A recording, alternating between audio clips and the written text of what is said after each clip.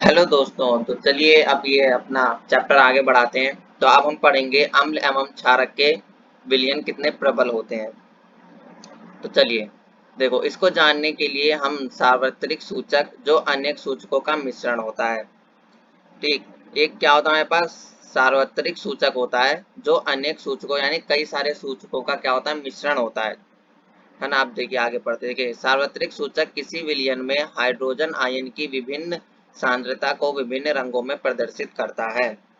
ये जो सार्वत्रिक सूचक है वो क्या करता है, जो हमारे पास कोई भी विलयन है, जैसे HCl का विलयन ले लो या सोडियम हाइड्रोक्साइड का किसी का भी विलयन ले लो, तो वो क्या करता है उस विलयन में हाइड्रोजन की मात्रा को बताता है कि हाइड्रोजन हाइड्रोजन आयन की क्या है, विभिन्न सांद्रता है ना, उसकी क्या है सांद्रता को क्या कहते हैं हम, उसमें मतलब कितने उसकी कंसंट्रेशन है, कितना घुला हुआ है, उसको कहते हैं।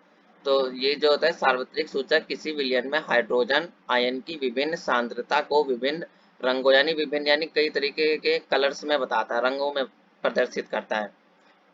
ठीक है, देखिए आयन की विभिन्न सांद्रता को बताता है। सार्वत्रिक सूचक क्या करता है, किसी भी विलयन में हाइड्रोजन आयन की विभिन्न सांद्रता को विभिन्न रंगों में प्रदर्शित करता है। तो चलिए, किसी विलयन में उपस्थित हाइड्रोजन आयन की सांद्रता ज्ञात करने के लिए एक स्केल विकसित किया गया जिसे पीएच स्केल कहते हैं।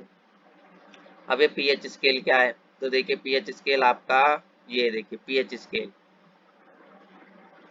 ये क्या करता है, विभिन्न अपने ये जो के रंग है ना, ये तो इन्हीं रंगों से ये बताता है कि क्या ये कितना प्रबल है, क्षारक और कितना प्रबल या कितना कमजोर अम्ल है। तो चलिए देखते हैं कैसे काम करता है।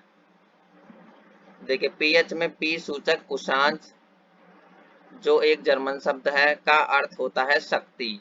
अब देखिए इस पीएच स्केल में सामान्यतः शून्य यानी अधिक अम्लता से 14 अधिक क्षारकीय तक पीएच को ज्ञात कर सकते हैं। अब देखिए इसमें इसने क्या बात कही, इसने कही देखिए ये 0 से लेके 14 तक इसमें पॉइंट्स होते हैं। अब इनका क्या मतलब है, ये नंबर्स का क्या मतलब है, तो देखिए ये जो हमारा 7 नंबर है ये सेंटर पॉइंट है। मतलब यहाँ पे जो हम अगर उसने आपको इस पॉइंट पे आपको, जैसे आपने किसी विलेन का, तो किसी विलेन की वो चेक किया तो उसने क्या किया, आपको ये 7 पे आके उसने आपको वो बताया कि ये 7 पे मतलब वो आ गया।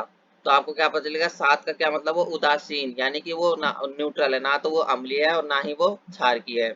अगर ये जैसे ही 7 से नीचे दे देता है आपको, 7 से नीचे जैसे दे देता है तो वो अम्ल हो जाता है, अम्ल में उसकी एंट्री हो जाती है। और जैसे ही 7 से ऊपर चला जाता है तो वो क्षारक में उसकी एंट्री हो जाती है, मतलब वो बता देता है कि ये क्षारक है और ये क्या है, अम्ल है। तो देखिए सबसे प्रबल यानी अगर वो 0 होगा तो वो सबसे प्रबल होगा, अगर वो 1 होगा मतलब ये देखिए इसमें देखिए आप ये देखिए यहाँ पे दिया देखिए, बढ़ती हुई अम्लीय प्रकृति यानी 7 से आप जैसे ही नीचे नीचे नीचे नीचे जाएंगे तो आपकी जो अम्लता होती है, अम्ल जितना हो, जैसे ही संख्या जितनी कम होगी, 7 से जितनी कम होगी वो उतना ही प्रबल यानी उतना ही शक्तिशाली क्या होगा अपना, अमल होगा। ठीक है, अम्ल होगा। और जैसे ही 7 से जितने ऊपर ऊपर जाएगा उतना क्या होगा, क्षार के प्रकृति का होगा। देखिए ये बता रहा है, देखिए जैसे ही 7 से आप जितना नीचे नीचे नीचे नीचे जाएंगे H+ की आयन बढ़ेगी, तो आप क्या कहेंगे, बढ़ती हुई अम्लीय प्रकृति यानी कि उसकी अम्ल की प्रकृति बढ़ रही है, यानी कि वो मजबूत अम्ल हो रहा है। और जैसे ही आप 7 से ऊपर जाएंगे तो देखिए OH नेगेटिव की क्या है, सांद्रता बढ़ रही है। तो इससे क्या पता चलेगा कि अब हम क्षारक यानी कि अब ये क्षारक यानी सबसे मजबूत क्षारक कौन होगा, जो 14 को प्रदर्शित करेगा वो क्या होगा, सबसे मजबूत होगा। और यहाँ पे जो 0 को प्रदर्शित करेगा वो सबसे मजबूत अमल होगा। देखिए अब यहाँ पे देखते हैं, देखिए इन्होंने भी ये लिखा है कि इस पीएच स्केल में सामान्यता शून्य शून्य यानी 0 जो कि अधिक अम्लता है से 14 यानी कि अधिक क्षारकीय है तक पीएच को ज्ञात कर सकते हैं।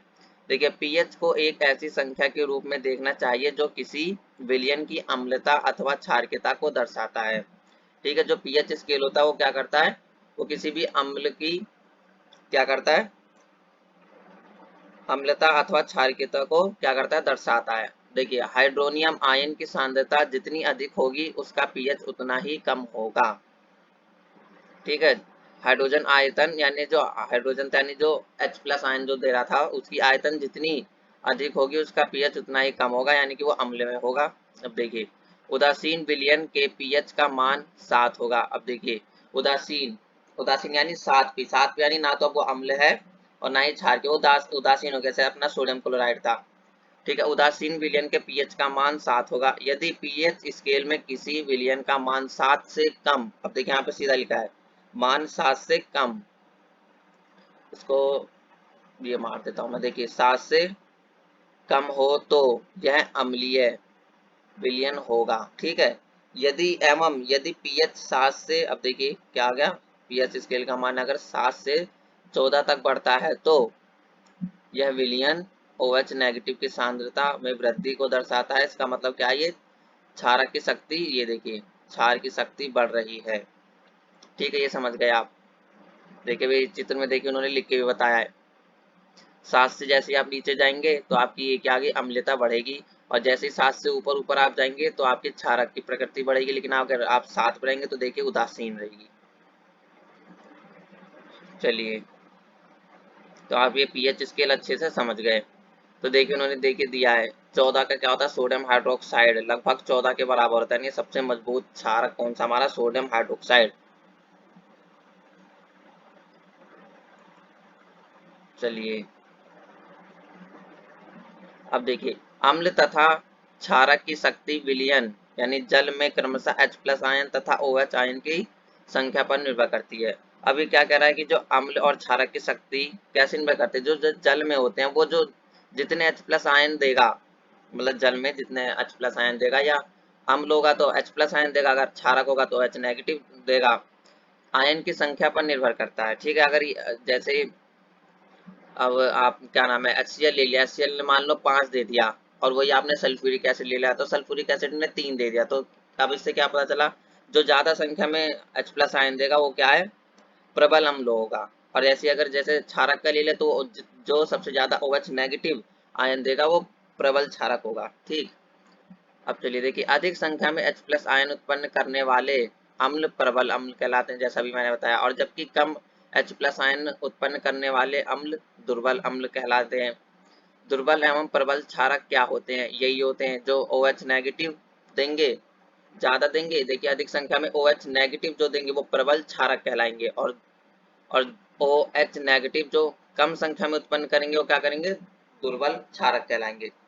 तो ये आप समझ गए, तो प्रबल अम्ल और दुर्बल अम्ल आपको पता चल गए क्या है। चलिए अब देखिए, दैनिक जीवन में पीएच का महत्व क्या है। अब देखिए, क्या पौधे एवं पशु पीएच के प्रति संवेदनशील होते हैं। जी हाँ, क्योंकि वो भी इस्तेमाल करते हैं इनका। आप देखिए जैसे हमारा शरीर 7.0 से 7.8 पीएच परास के बीच कार्य करता है। ठीक है, ये देखिए मेन पॉइंट है, मतलब हमारा शरीर किस में काम करता है, क्षारकीय माध्यम में करता है ना। 7 यानी न्यूट्रल यानी कि उदासीन से लेके 7.8। अब देखिए, वर्षा के जल की पीएच मान जब 5.6 से कम हो जाती है तो वह अम्लीय वर्षा कहलाती है। अब देखिए, जैसे कि आपकी अम्लीय वर्षा आप जानते हैं, जैसे ही जब पानी होता है अपना वर्षा का, बारिश का पानी होता है, जब उसका क्या होता है, पीएच का जो मान होता है वो 5.6 से जब नीचे गिरने लगेगा, है ना, या तो 5.6 हो या उससे नीचे हो, तो क्या होगा, वो अम्लीय वर्षा कहलाती है। अगर उससे ऊपर हो तो ठीक है, अगर उससे नीचे हो गया 5.6 से नीचे अगर उसका पीएच मान हुआ तो वो अम्लीय वर्षा है। देखिए, अम्लीय वर्षा का जल जब नदी में प्रवाहित होता है तो नदी के जल के पीएच का मान कम हो जाता है ना। आप देखिए, अम्लीय वर्षा का क्या हुआ, जब नदी में डाला तो उसका पीएच मान कम हो जाएगा, क्योंकि इसका 5.6 और मान लो इसका भी, नदी का भी कुछ होगा, तो अगर उसमें हम डालेंगे तो कम होगा, यानी कम हो गया, तो मतलब ये अब किस में आ गया, अम्ल में एंट्री हो रही है उसकी, यानी अम्ल प्रदर्शित करेगा, वो अम्ल बन रहा है। ठीक है, तो ऐसी नदी में जलीय जीवधारियों, मतलब मछली वगैरह जो अपनी पेड़ पौधे की उत्तरजीविता कठिन हो जाती है, यानी जीने का वो जी नहीं पाते, वो लोग अच्छे से रह नहीं पाते, मरने लगते हैं इसी वजह से, है ना। जैसे कि मैंने आपको लिख के दे दिया 3,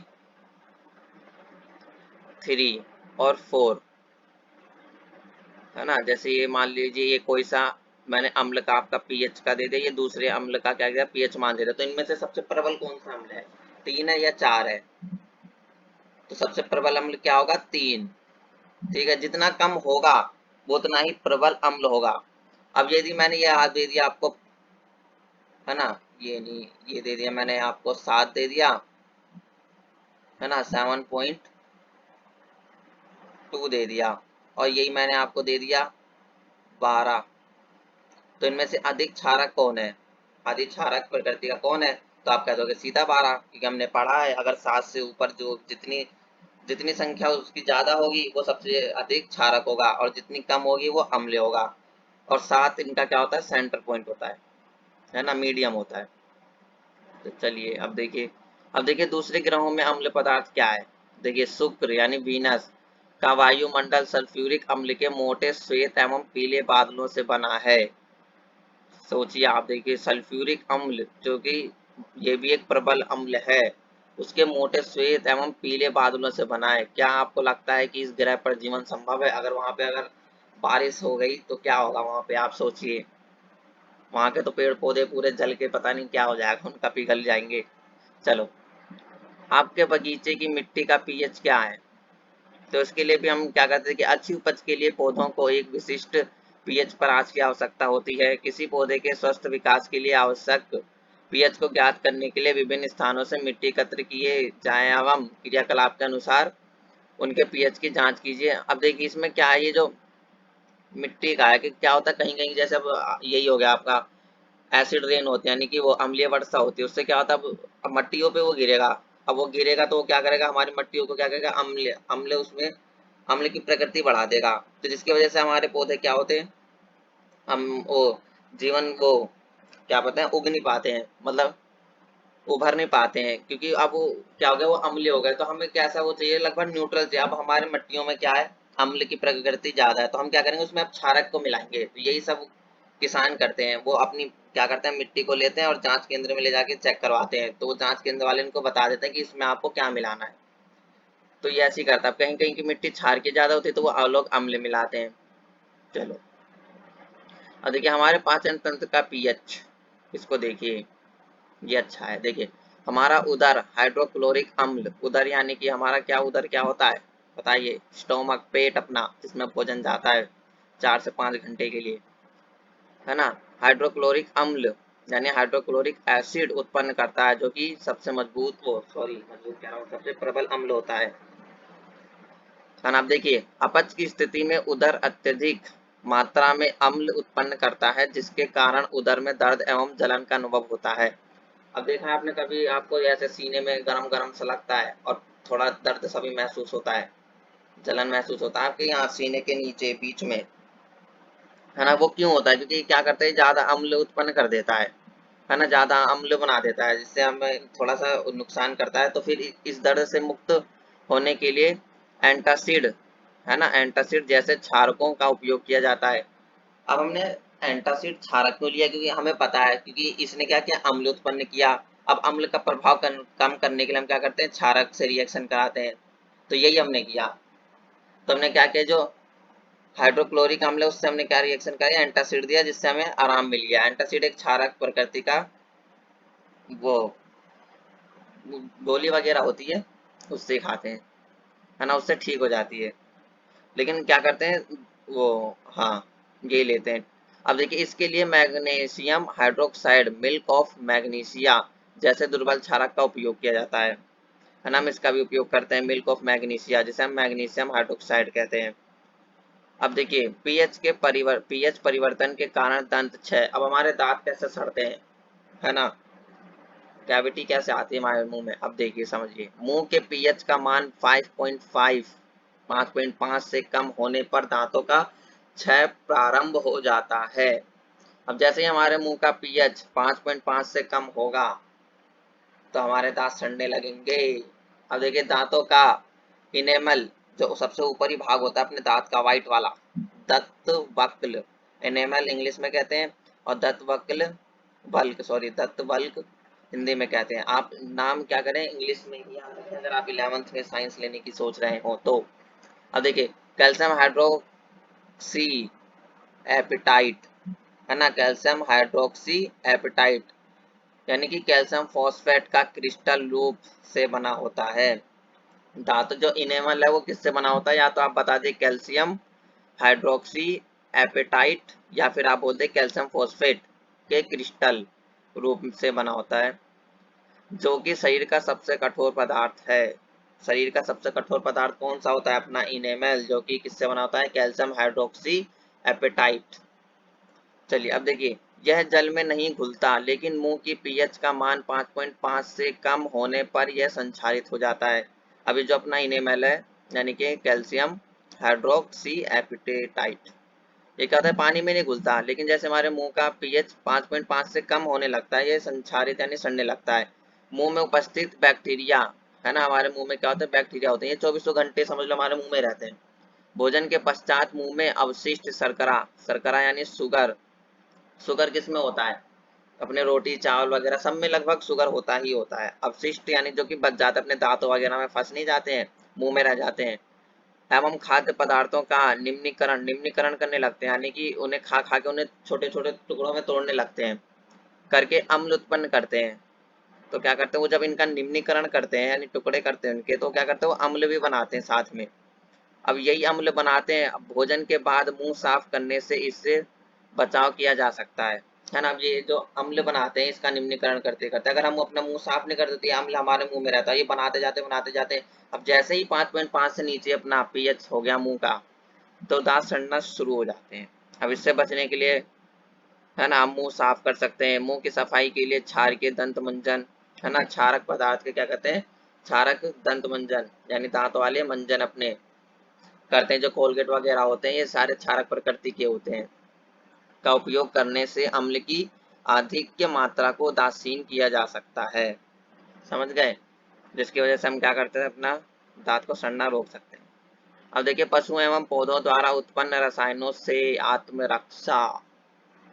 अब देखिए, मधुमक्खी का डंक एक अम्ल छोड़ता है, जिसके कारण दर्द एवं जलन का अनुभव होता है। समझ गए? जब मधुमक्खी काट लेती तो आपको इतना दर्द क्यों होता है, और फिर वो सूज भी जाता है और बहुत देर तक दर्द रहता है। डंक मारे गए अंग में बेकिंग सोडा जैसे दुर्बल क्षारक के उपयोग से आराम मिलता है। समझ गए? अब देखिए, ठीक है, अगर आपको कभी भी मधुमक्खी या तो तैया काट ले, तो आपको क्या करना है? वहाँ पे बेकिंग सोडा लगाना है, जिससे आपको आराम मिलेगा। अब देखिए, नेटल, नेटल एक पौधा है, ये देखिए नेटल, ये भी नेटल ही है, हाँ ये देखिए नेटल का पौधा है। देखिए, नेटल के डंक वाले बाल मैथेनोइक अम्ल छोड़ जाते हैं। नेटल कौन से अम्ल छोड़ते हैं? मैथेनोइक अम्ल छोड़ जाते हैं, जिसके कारण जलन वाले दर्द का अनुभव होता है ना। जलन वाला दर्द होता है, एक होता है जलन वाला जिसपे जलन करता है और थोड़ा सा दर्द भी करता है। अब देखिए, देख लेते हैं क्या आप जानते हैं। प्रकृति उदासीनीकरण के विकल्प देती है ना। क्या करते हैं? प्रकृति क्या है? वो उदासीनीकरण के विकल्प देती है। कैसे? आप देखिए, नेटल एक शाकीय पादप है ना, जो जंगल में उपजता है। इसके पत्तों में डंकनुमा बाल होते हैं, देखिए बगल बगल ऐसे इसके ऐसे छोटे छोटे से निकले रहते हैं, बहुत बाल सफेद टाइप, बहुत छोटे छोटे डंकनुमा बाल होते हैं, जो अगर गलती से छू जाए तो डंक जैसा दर्द देते हैं। इन बालों से मैथेनोइक अम्ल का स्राव होने के कारण, स्राव यानी कि छोड़ते हैं, के कारण यह दर्द होता है। पारंपरिक तौर पर इसका इलाज डंक वाले स्थान पर डॉग पौधे, अब देखिए ये डॉग पौधा क्या है? ये एक डॉग पौधा है जो इसके इर्द गिर्द ही उगता है, जहाँ पे ये उगेगा उसके अगल बगल थोड़ा दूरी पे ये डॉग पौधा भी उगता है। पत्ती रगड़ के, इसकी पत्ती क्या करते हैं? हम रगड़ते हैं, है ना। ये पौधे अधिकतर नेटल के पास ही पैदा होते हैं। क्या आप डॉग पौधे की प्रकृति अनुमान लगा सकते हैं? अब ये मेथनॉइल अम्ल छोड़ रहा है नेटल, अब डॉग के पौधे की पत्ती रगड़ते हैं तो उससे क्या नहीं मिलेगा? हमें क्षारक मिलेगा, क्योंकि उससे हमें क्या करना है? उदासीन करना है। तो इन्होंने देखो यही क्या कह रहा था, ये प्रकृति उदासीनीकरण के विकल्प देता है, क्योंकि ये डॉग पौधा क्या है? नेटल के आसपास ही उगता है। आप अब जान गए होंगे कि अगली बार पहाड़ों पर चढ़ते हुए गलती से नेटल पौधे के छू जाने पर आप क्या करना होगा। पता चल गया होगा आपको। चलिए, अब देखिए सारणी से आप याद कर लीजिएगा, है ना। जैसे प्राकृतिक स्रोत अपने, ये देखिए सिरके में कौन सा अम्ल है? एसिटिक अम्ल। संतरा में सिट्रिक, इमली में टार्टरिक, टमाटर में ऑक्सैलिक, खट्टा दूध यानी कि दही लैक्टिक। अब देखिए लैक्टिक कैसे याद करें? इसमें इसमें कौन सा बैक्टीरिया होता है दही में? लैक्टिबेसिलस होता है ना। तो देखिए लैक्टिक, लैक्टिबेसिलस से मैच खा रहा है, जिससे आप याद कर सकते हैं। नींबू में भी देखिए सिट्रिक, नींबू में सिट्रिक, संतरा में सिट्रिक, ये सारे देखो क्या एक ही एक ही उसके लगते हैं, नींबू संतरा, है ना। तो इस सिट्रिक अम्ल, चींटी के डंक में कौन सा होता है, मैथनोइक, और नेटल के में भी क्या होता है, मैथनोइक। अब देखिए लवण के, हाँ हाँ, लवण के संभव और संबंध में अधिक जानकारी। अब लवण के बारे में भी तो जानकारी लेनी पड़ेगी हमें। तो चलिए इसके बारे में हम आपको नेक्स्ट वीडियो में पढ़ाएंगे, और नेक्स्ट वीडियो में ये आपको पूरा चैप्टर हम कंप्लीट करवा देंगे। तो चलिए, थैंक यू।